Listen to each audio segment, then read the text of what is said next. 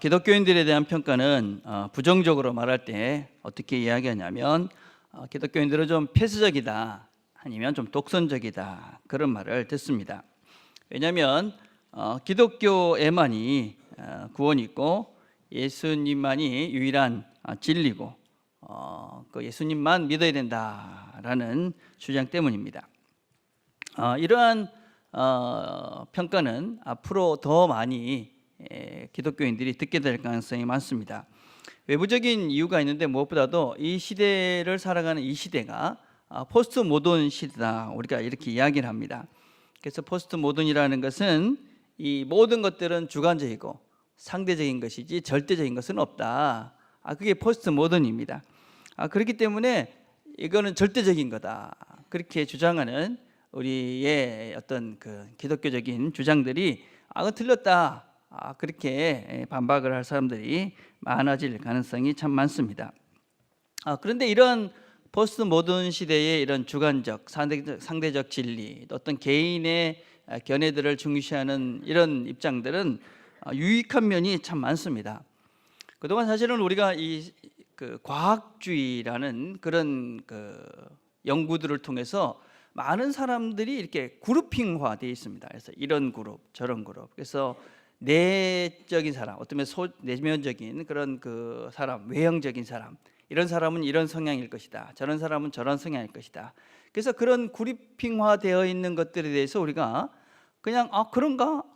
그리고 그렇게 그 부동의로, 그렇죠? 이런 무더기로 사람들을 판단하고, 그래서 나도 모르는 사이에 그런 과학적 생각을 통해서 만들어진 그 그룹핑에 영향을 받아서 어떤 사람을 보면 저 사람은 그런 사람일 거야 라고 어떤 한 사람 한 사람을 생각하기보다는 그룹으로 그냥 생각해 버리는 그런 경우들이 많습니다. 예를 들자면 우리가 몇 가지 들을 수 있지만, 뉴질랜드에 와서도 우리가 키위가 저한테 뭐라고 그러면 키위들은 다 그래, 이렇게 생각하잖아요, 그죠? 제일 황당한 것이 무엇이냐면 우리 사람들을 네 종류로 나누는 것이죠. 혈액형으로 다 나눕니다. 그래갖고 A형, B형, AB형, O형. 그래서 모든 사람을 네 가지 형태로 나눠가지고 이 사람은 A형이니까 이렇다, B형이니까 저렇다, 그다음에 AB형이니까 이렇다, 그래서 다 정의를 합니다. 이거는 저는 안 맞다고 생각하죠. 제 경우를 보면 그렇습니다. 제 경우 저는 사람들이 전부 다 그 A형, 전형적인 A형이다 그랬습니다. 아주 센시티브하고 좀 소심한 면도 있고 또 여리고. 그래서 사람들이 혈액형 뭐예요? 그럼 전 A형입니다. 그러면 전형적인 A형이다 그랬습니다. 근데 2009년에 제가 건강검진을 했는데 혈액 검사를 하니까 AB형이 나온 겁니다. 그래가지고 제가 물어봤습니다, 의사한테. 혈액형도 바뀌어요? 그러니까 의사가 대답도 안 하더라고요. 근데 그 다음부터 제가 사람들이 혈액형 뭐예요? 그러면 AB형입니다. 그러면 그래, 이상하게 좀 독특하더라, 딱 그렇게 얘기하는 거예요. 저는 그런 면도 저런 면도 있다고 생각해요. 제 안에 독특한 면도 있고 여린 면도 있고 어떤 면에서는 민감한 면도 있고, 이렇게 사람이 여러 면이 있지 않습니까? 그 중에 이제 그 한 면이 있는 것인데, 우리가 그동안은 그 한 개인들을 보는 그런 관점들을 과학적 데이터를 통해서 만들어 놓은 그것에 그냥 얽매여서 저 A형은 어떨 거야, O형은 어떨 거야, 내형적인 사람은 저럴 거야, 외형적인 사람은 어떨 거야. 그래서 다른 사람의 견해도 그렇지만 자기 자신이 거기에 매여서 자기 자신을 정형화시킨 것이지요. 자, 그런데 이런 측면에서 사실은 이 포스트 모던이라는 어떤 면에서 주관적이고 상대적이고 개인적인 그런 입장들을 강조하는 것은 이 시대적인 요구라고 할 수 있습니다. 시대적인 또 필요다라고 할 수가 있습니다. 그런데 이 포스트 모던은 절대 기준이 없다라는 것입니다. 절대 기준이 없다. 근데 사실 절대 기준이 없는가? 아니죠. 이 사람들도 자기의 그런 그 상대적 견해가 절대 기준이 되어 있는 것이죠. 이것을 우리가 절대 가치 기준이다 이렇게 이야기하는데, 이런 절대 가치 기준은 시대마다 변해왔습니다. 그래서 옛날에는 자연이었습니다. 내가 어떤 판단을 하는데 절대적인 기준이 있는 것입니다. 가치 기준이. 그래서 자연일 때가 있었고 어떤 때는 경험일 때가 있었습니다. 어떤 때는 이성일 수도 있었고 과학, 합리주의가 지금 되어 있었던 것이죠. 그것이 절대 기준이 돼서 모든 것들을 결정할 때 옳다, 그르다, 바르다, 틀렸다라는 그것을 기준으로 한 겁니다. 지금은 내 개인적인 그런 견해가 절대 판단 기준이 된 것이죠. 절대 가치 판단 기준이 된 것입니다. 시대적인 발전이다라고 할 수 있습니다. 시대적인 요구고 이런 사고와 어떤 철학적 발전을 통해서 우리 사고들이 발전해 가는 것이죠. 그러나 이런 것들은 완전하지 않습니다. 늘 불안한 요소들을 가지고 있습니다. 그래서 바뀌는 것이지요. 이 시대는 어떤 주관적인 개인의 가치, 개인의 권리 이런 것을 최고로 삼는 시대입니다. 근데 이런 시대를 우리가 잘 분석해야 됩니다. 이건 앞으로 큰 문제가 생길 가능성이 많지요. 왜냐하면 개인의 주관, 개인의 권리가 최고다. 이것이 자기의 결정의 절대적인 가치다라고 우리가 주장하기 시작했기 때문에 이제는 개인적인 견해를 다 받아들입니다. 그래서 법으로 동성애가 통과가 됐잖아요. 그렇죠? 좀 있으면 이제 안락사가 이제 통과가 될 겁니다. 그러면 어떻게 되느냐? 이제 생명도 나 죽고 싶어. 그러면 죽어야 됩니다. 거기까지는 괜찮을 수도 있다고 생각합니다.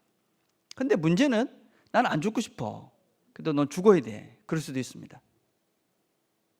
내가 네 심장 한 3억쯤 줄게. 그러면 나는 죽고 싶은 겁니다. 3억 받고. 앞으로 우리가 살아갈 세대의 위험성입니다. 우리 그리스도인들이 이런 문제들에 대한 심각한 생각들을 하고 어떤 사회적인 이슈들에 대해서 우리가 관심을 가져야 됩니다. 우리가 세상의 빛과 소금이다라는 것을 명심하셔야 됩니다. 우리가 소금이 되고 빛이 되어야 되는 것은 세상과 전혀 상관이 없는 존재로 살아가는 것이 아니라 세상 속에서 우리가 소금이 되어야 되고 빛이 되어야 됩니다. 그러려면 세상을 바로 이해하셔야 됩니다. 이 세상이 어떤 세상인가? 지금 우리가 살아가고 있는 세상. 또 하나는 우리가 그럼 세상을 또 어떻게 봐야 되는가 하는 기본적 시각도 대단히 중요합니다. 우리가 아직까지 보았던 세상을 보는 눈을 우리는 다시 한번 돌이켜봐야 됩니다. 우리가 세상을 어떻게 보고 있는가? 왜 세상이 우리를 향해서 독선적이고 이기적이고 폐쇄적이다라고 이야기하는가? 이건 우리 자신들을 돌아봐야 될 문제다라고 할 수 있습니다. 우리는 보통 이런 소리를 듣는 이유가 기독교만이 구원이 있다 이렇게 이야기합니다. 기독교인들은 다른 종교들에 대해서 너희에게는 구원이 없다 이렇게 말합니다. 이제부터는 잘 들으셔야 됩니다. 또 나중에 또 목사님이 다른 데 구원이 있대 이렇게 얘기했다 그러면 안 됩니다, 여러분. 자, 여러분 우리가 절대 가치 기준, 절대 판단 가치 기준 그것이 우리는 누구냐? 무엇이냐? 우리는 누굽니까? 예수입니다. 우리의 절대 판단 기준은 누구냐? 예수님이고 우리의 절대 판단 기준은 뭐냐? 예수님의 말씀과 삶입니다. 내가 누군가 하는 것을 확인해 가는 것은 무엇이냐면 내가 결정을 할 때, 내가 판단을 할 때 무엇을 근거로 내가 판단하고 결정하느냐. 내가 만약 예수님의 말씀을 통해서 예수님의 삶을 통해서 예수님이 하신 우리에게 주신 성경을 통해서 내가 결정하고 판단한다. 그럼 나는 그리스도인입니다. 이게 우리의 전제입니다. 전제. 이건 기초입니다. 이건 흔들리지 않는 것입니다. 여러분 이런 것이 흔들리면 이제 신앙생활을 잘못하고 계시는 겁니다. 이제 이게 기초가 된 상태에서 우리가 그 다음에 이야기를 해보자는 겁니다. 세상을 어떻게 봐야 되는가? 왜 세상은 우리를 그렇게 이야기하는가? 우리가 기독교만이 구원이 있다라고 이야기할 때 그것은 너와 나를 사실은 나누기 때문에 그렇습니다. 너와 나를 나눈다. 우리가 예수를 믿는다는 것은 예수님이 하나님이다 하는 것을 믿는 것입니다. 그분은 하나님이다. 그래서 우리는 예수를 통해서 하나님을 봅니다. 하나님을 본다는 것은 그분이 어떤 분인지, 어떤 마음이신지, 어떤 마음으로 세상을 보는지, 사람을 보는지 그 마음을 우리가 닮아가는 것을 예수를 닮아가는 것이다. 그렇게 볼 수 있습니다. 자, 그런데 과연 하나님은 기독교인들을 보는 눈과 불교인들을 보는 눈과 이슬람 교도들을 보는 눈이 다를까요? 우리가 또 이렇게 한번 얘기를 해봅시다. 우리는 예수를 통해서 보는 하나님은 이 세상의 모든 것들을 만드신 분이다 라는 것을 우리가 압니다. 그분은 우리를 만드셨습니다. 당신의 형상대로 우리를 만드셨지요. 그분이 기독교인만 만드셨습니까? 그분이 우리만 만들고 다른 불교인들이나 다른 사람들, 교회 안 다니는 사람들은 안 만드셨습니까? 하나님은 모든 사람을 창조하신 분입니다. 모든 사람들. 그러면 모든 사람을 창조하신 그 하나님께서 세상의 모든 사람들을 어떻게 보실까요? 우리가 예수를 통해서 봐야 되는 그 하나님은 누구냐? 하나님이 보는 눈으로 세상을 봐야 하는 것이죠. 사람들을 봐야 하는 것입니다. 자, 하나님이 예수를 통해서 나타난 한 모습이 우리 오늘 성경에 나와 있는 것이지요. 마태복음 5장 17절과 18절을 봅시다. 내가 율법이나 선지자를 폐하러 온 줄로 생각하지 말라. 폐하러 온 것이 아니요 완전하게 하려 함이라. 진실로 너에게 이르노니 천지가 없어지기 전에는 율법의 1.1획도 결코 없어지지 아니하고 다 이루리라.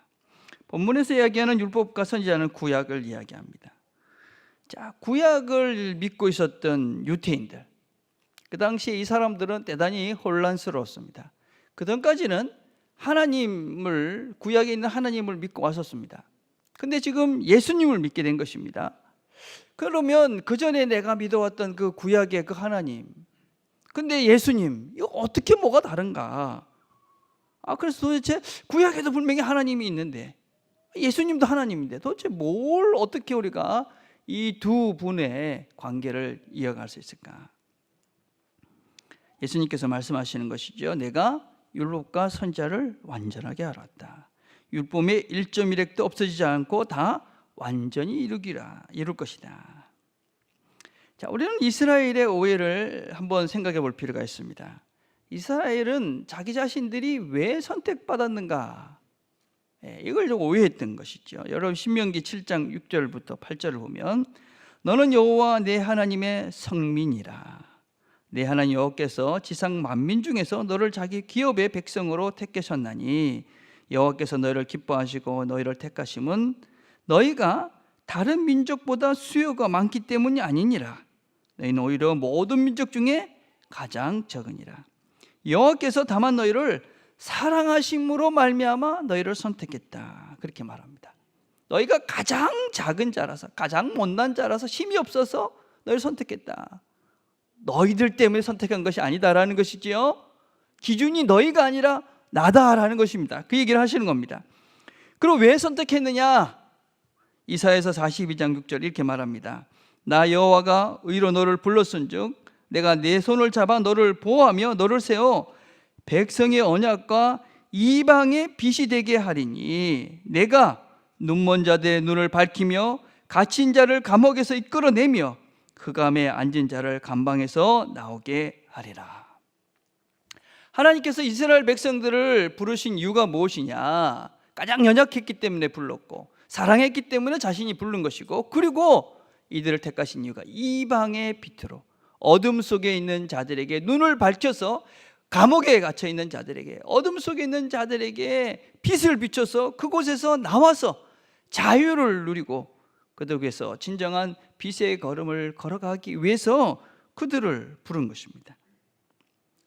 그래서 여러분 성경은 창세기로부터 하나님께서 모든 백성들을 만드셨는데 어떻게 만드셨느냐? 하나님의 형상으로 만들었다. 그렇게 말씀하고 있는 것이죠. 그런데 이스라엘이 오해를 한 것이죠. 나는 성민이다. 나는 하나님의 백성이고 너희들은 다 지옥의 불쏘시개다. 유대인들이 그렇게 얘기했던 것이지. 우리 유대인들은 다 맞고 너희들은 다 틀렸다. 이런 곡해, 왜곡, 잘못 알고 있고 그런 자들에게 예수님께서 율법과 선지자를 완성하러 왔다. 나를 통해서 진정한 하나님을 보라 하는 것입니다. 한 종교로 보아왔던 구약이 아니라 예수를 통해 보게 된 구약은 하나님을 보게 하는 것이고 하나님의 마음을 보게 하는 것이고 하나님의 사랑을 보게 하는 것입니다. 그 모든 하나님의 마음, 의도, 사랑을 보여주신 분이 예수님입니다. 예수님. 예. 그래서 그분이 이렇게 얘기하죠. 완전하게 하러 왔다. 이 완전하게라는 말은 플로레시아라는 말입니다. 이 말은 무슨 뜻이냐? 율법의 의미를 명백해졌다. 율법의 요구를 실현하셨다. 율법의 영속적인 유효성을 확증시켰다. 구약의 궁극적인 목표를 달성하셨다. 그런 의미입니다. 완전하게 됐다. 모든 것들, 구약의 모든 것들, 이런 것들은 단지 어떤 윤리적이고 도덕적 의미 이상을 이야기합니다. 그것은 우리가 기독론, 구원과 연관된 말씀이다라는 것입니다. 예. 그분이 완전하게 했다라는 것은 우리의 총체적인, 우리의 육신, 우리의 마음, 우리의 영혼, 이 모든 것들을 완전하게 이루셨다. 그것을 완전하게 이루기 위해서 오신 분이다. 그래서 그분을 통해서 우리가 하나님의 구원의 완전한 것을 볼 수 있다. 하나님의 완전한 마음을 그분을 통해서 볼 수 있다. 그것입니다. 여러분, 하나님의 구원이 무엇입니까? 여러분, 하나님의 구원은 여러 측면에서 우리가 얘기할 수 있습니다. 그렇지만 우리가 아주 쉽게 간단하게 얘기할 수 있는 건 무엇이냐? 에베소서 2장 14절에서 18절을 봅시다. 그는 우리의 화평이신지라 둘로 하나를 만드사 원수된 것 곧 중간에 막힌 담을 자기 육체로 하시고 법조문으로 된 계명의 율법을 펴셨으니 이는 이 둘로 자기 안에 한 세 사람을 지어 화평하게 하시고, 자, 그다음부터 잘 봅시다. 또 십자가로 이 둘을 한 몸으로 하나님과 화목하게 하려 하심이라. 원수된 것을 십자가로 소멸하시고 또 오셔서 먼 데 있는 너에게 평안을 저하시고 가까운 데 있는 자들에게 평안을 저셨으니 이는 그로 말미암아 우리 둘이 이방인과 유대인들, 너와 나, 그 둘이 한 성령 안에서 아버지께 나아감을 얻게 하려 하심이라. 구원이 무엇이냐? 구원은 하나님과 우리가 하나가 되어지는 겁니다. 죄로 인해서 분리되어졌던 하나님과 내가 예수 그리스도로 인해서 하나가 되어지는 것이 구원입니다. 구원은 무엇이냐? 너와 내가 죄로 인해서 너와 나와 갈라져 있던, 쌓였던 담이 헐어지고 너와 내가 하나가 되어지는 것이 구원입니다. 깨졌던 관계들이 예수 그리스도로 말미암아 하나가 되어지는 것이 구원입니다. 깨졌던 하나님과 나 사이가 예수 그리스도로 말미암아 하나가 되어지는 것이 구원입니다. 그래서 예수 그리스도 안에서 하나님과 하나가 되어지고 우리가 예수 그리스도 안에서 사람이 하나가 되어지고, 이것이 구원입니다, 여러분. 예. 이것을 위해서 하나님께서, 예수님께서 하나님의 모습, 예수의 사람의 모습을 가지고 이 땅에 오신 것이지. 그런데 우리는 지금 유대인들처럼 어쩌면서는 예수를 믿는 그것이 또 다른 하나의 벽을 만들고 또 다른 하나의 분리를 만들고 있지는 않은가? 세상을 어떻게 보고 있는가? 우리는 이렇게 보면 사실 유대교에 대해서는 참 관대합니다, 그렇죠? 그런데 이슬람에 대해서는 참 냉정합니다. 왜 그럴까요, 여러분? 유대교도 사실은 구약을 믿지만 예수님을 믿지 않습니다. 기독교가 아닙니다, 여러분. 그죠? 우리 신앙과 다른 것입니다. 이슬람도 구약도 믿고 신약도 믿고 예수님이 선지자다라는 것도 믿습니다. 그러나 예수가 하나님의 아들이심을 믿지 않습니다. 다 똑같은 것입니다. 예수가 그리스도다라는 것을 믿지 않는 측면에서는 다 똑같은 겁니다. 그렇죠? 그 불교나 회교나 무신론자들이나 다 사실은 똑같은 것이죠. 이들을 우리가 어떻게 보아야 되는가 하는 문제입니다, 여러분. 우리가 여러분 왜 선교를 합니까? 왜 선교를 하는가? 믿지 않는 자들이 마귀의 자식이기 때문에 합니까? 저 사람들은 뭐 지옥 갈 사람들인데 우리가 선교합니까? 아니지요. 우리가 다 그 사람들이 하나님의 형상으로 만들어진 하나님의 귀한, 존귀한, 하나님 만든 그런 존귀한 사람들이기 때문에 우리가 그들을 하나님의 사람으로 돌아오게 하기 위해서 선교하고 전도하는 것입니다. 그렇죠? 네. 여러분, 바울을 한번 봅시다. 사도행전 17장 22절과 23절을 보니까 바울이 아레보 가운데 서서 말하되 아덴 사람들아, 너희를 보니 범사에 종교심이 많도다. 내가 두루 다니며 너희가 위하는 것들을 보다가 알지 못하는 신에게라고 새긴 단도 보았으니 그런즉 너희가 알지 못하고 위하는 것을 내가 너희에게 알게 하리라. 바울이 전도를 하는데 아덴에 갔습니다. 그 가니까 우상이 너무 많은 것입니다. 그렇죠? 알지 못하는 신도 섬기고 있는 것입니다. 예. 근데 바울이 야 이놈들아, 이 마귀의 자식들아, 그런 게 아니라 너희들이 참 애쓰고 있구나, 종교심이 많구나. 그런데 내가 정말 하나님을 알게 하고 싶다. 예. 우리가 타 종교와의 대화라는 아주 큰 신학적 주제가 있습니다. 예. 다른 종교인들을 어떻게 봐야 되는가. 예. 여러분, 세상을 보는 우리의 시각과도 같은 것입니다. 타 종교와의 대화. 예. 무슨 얘기냐면 우리가 다른 종교인들을 어떻게 봐야 되느냐. 다 마귀의 자식이고 지옥 갈 백성으로, 그 세상은 우리가 다 악한 것이기 때문에 우리가 이 세상을 떠나서, 그게 아니라는 것입니다. 우리가 하나님이라는 큰 분을 한번 봅시다. 우리는 그 가운데서 예수를 통해서 하나님을 압니다. 그렇지만 하나님 만드신 이 세상 가운데 다 종교인들을 보는 시각을, 하나님이 보여주신 그 끝자락에 한 끝을 잡고 하나님을 알기 위해서 애쓰는, 진리를 찾아가려고 발버둥치는 그런 구도자들로 보자는 겁니다. 우리가 이런 자신감이 있으셔야 됩니다, 여러분. 그럼 우리가 나의 절대 가치 기준이 예수고 내가 하나님을, 예수를 그리스도로 믿기 때문에 우리가 가지는 동일한 믿음이 무엇이냐면 우리가 그런 사람들과 대화를 통해서 우리가 그들을 존중하고 존경하고 그들이 하나님의 형상으로 만들어진 소중한 존재라는 것을 우리가 깊이 인식하고 그들을 받아들이려고 애를 쓰면 진리의 영이신 성령께서 성령의 조명으로 진리가 그들 가운데도 드러날 것이다. 이게 우리의 믿음입니다. 이건 또한 자신감이기도 합니다. 예, 우리가 너무 이렇게 자신이 없으니까, 내 믿음에 대한 자신이 없으니까, 예수가 하나님이심에 대한 자신이 없으니까, 내 삶에 대한 자신이 없으니까 피하는 것은 아닌지. 예. 특별히 왜 우리가 다른 종교인들에 대해서, 다른 세상의 사람들에 대해서 함부로 하면 안 되느냐, 왜 무례하면 안 되느냐.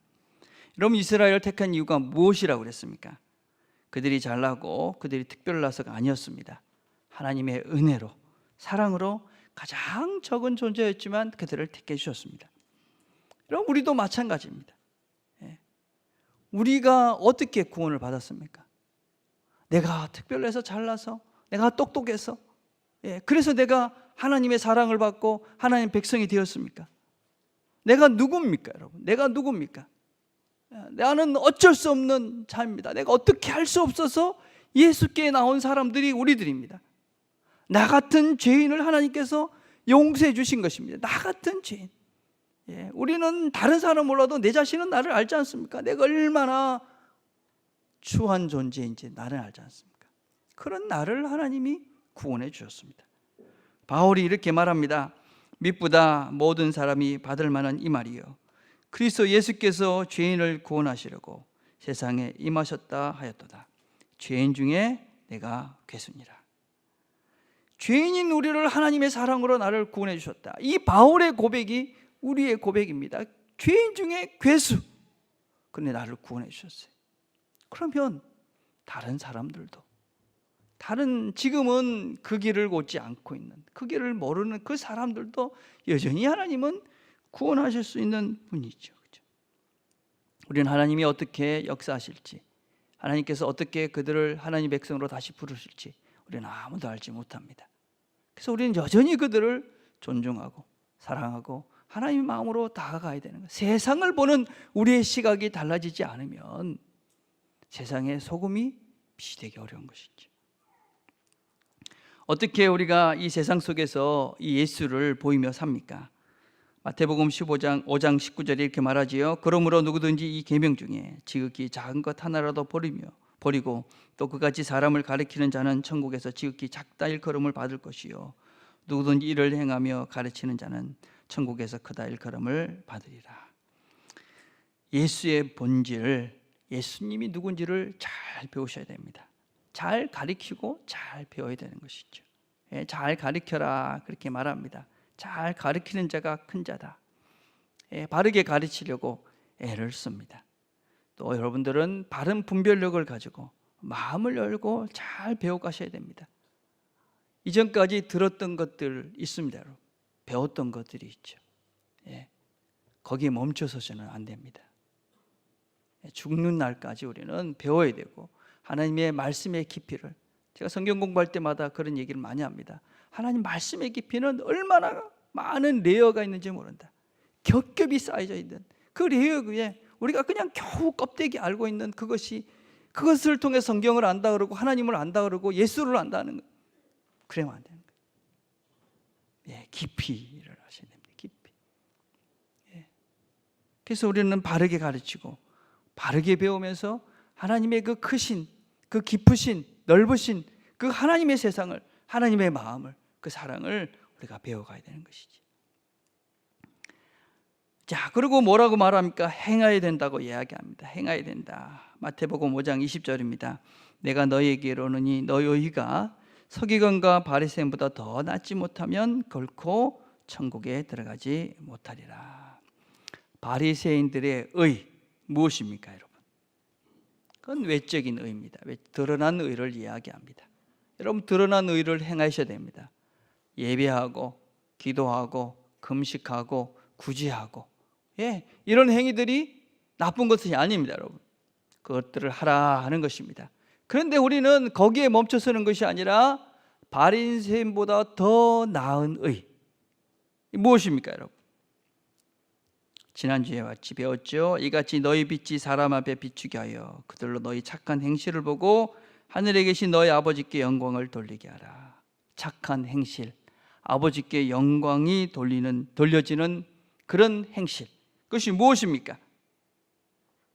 그것은 바로 하나님 아버지의 마음, 하나님 마음에 흡족한 우리의 행동, 그 마음을 가지고 하는 행동을 말합니다. 우리의 마음의 중심을 보시는 그 하나님의 마음에 합한 행동, 그래서 우리가 내적 의다 그렇게 이야기합니다.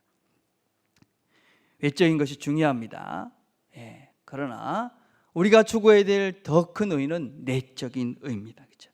진심에서 나오는 의로, 형식과 모양과 외식에서 나오는 그런 행위가 아니라 마음 깊은 곳에서 나오는, 하나님께 칭찬받고 싶고 하나님이 알아주실 것을 기대하면서 행하는 의로운 삶, 이것이 바로 바리새인들보다 나은 하나님이 기뻐하시는 그런 의다, 천국에 들어가는 의다 라고 할 수 있습니다. 그것을 실행하라.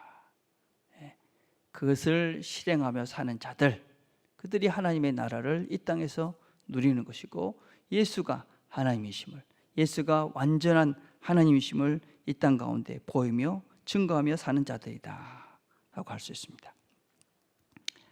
우리나라 속담에 이런 말이 있습니다. 미운 놈 떡 하나 더 준다.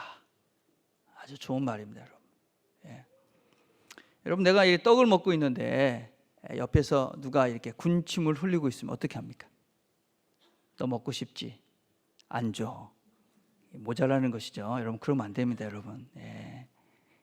아직까지 사람이 덜 된 겁니다. 그러면 어떻게 됩니까? 에이고, 내가 밉지만 그래 떡 하나 주는 거죠. 이게 사람이 된 겁니다, 여러분. 그 정도는 살아야 됩니다, 우리가. 그죠? 세상이 그 정도는 평균을 해야 되는 거죠. 우리는 어떻게 해야 됩니까? 떡 하나 더 주는 겁니다.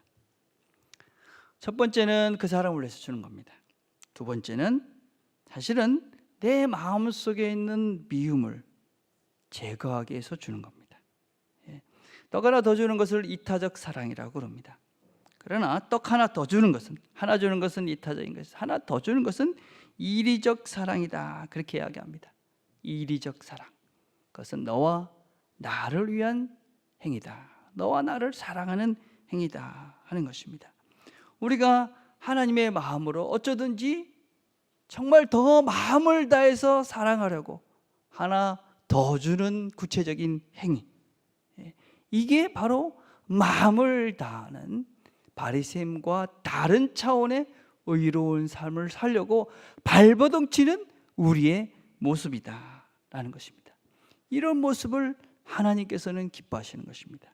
이런 모습을 통해 하나님께 영광이 되는 것입니다. 이것이 하나님 보시기에 착한 행실이 되는 것입니다. 이것을 통해 우리가 하나님을 세상 가운데 보이며 소금으로 빛으로 살아가는 것입니다. 이 시간 우리가 찬양을 하나 드리려고 합니다. 한번 들은 말씀들을 생각하시면서 우리가 좀 묵상하는 시간을 가졌으면 좋겠습니다. 나는 과연 세상을 어떻게 보고 있는가? 또 하나, 나는 지금 내가 이렇게 사랑으로 나아가야 될 그 사람은 누군가? 한번 들은 말씀을 생각하시면서 한번 묵상하는 시간 가졌으면 좋겠습니다.